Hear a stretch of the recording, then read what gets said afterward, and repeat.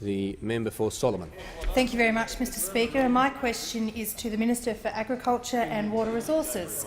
Will the Minister update the House on how agriculture is supporting both jobs and innovation in the Northern Territory and right across the nation more broadly? And how is this helping to boost the Australian economy? The Minister for Agriculture. The member for Grainler will cease interjecting. The Minister for Agriculture. Well, thank you very much, Mr Speaker, and I thank the honourable member for a question, and she, more than most, would understand the improvements that are happening in agriculture by reason of innovation. She would know because of the work that she herself has done in the IT sector over a long period of time. But, Mr Speaker, it's great to see that in the Northern Territory, in some instances, at the forefront of the innovation sector.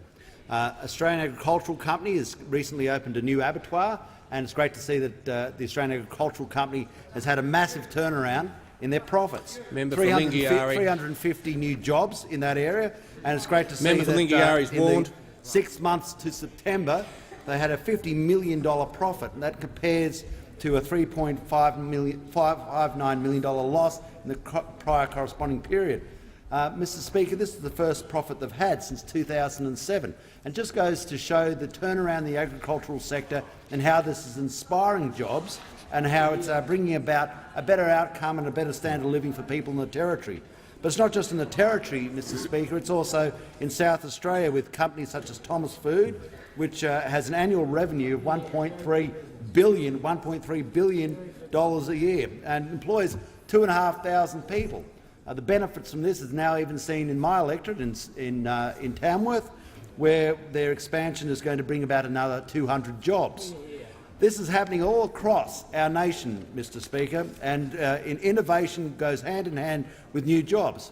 This morning I read, Mr Speaker, about the upgrade and the innovation by Sterilect, which is gamma irradiation of mangoes, and this is allowing the export of a new product into the United States, further expanding our capacity to export this product from all around southeast Queensland, where the acting Prime Minister is obviously very aware of the issues there.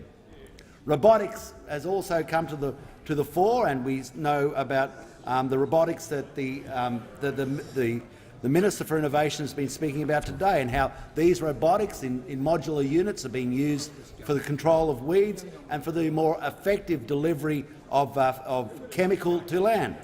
Whether it's also in the extension of drones and how they're dealing with weed control, and let's not forget the massive investment that the federal government itself gives every year, $250 million in the ag portfolio alone in matching R&D funding. Water upgrades as part of the excess of $12 billion that has been spent on the Murray-Darling Basin to get a more effective delivery of water and to get a better return from their unit of land.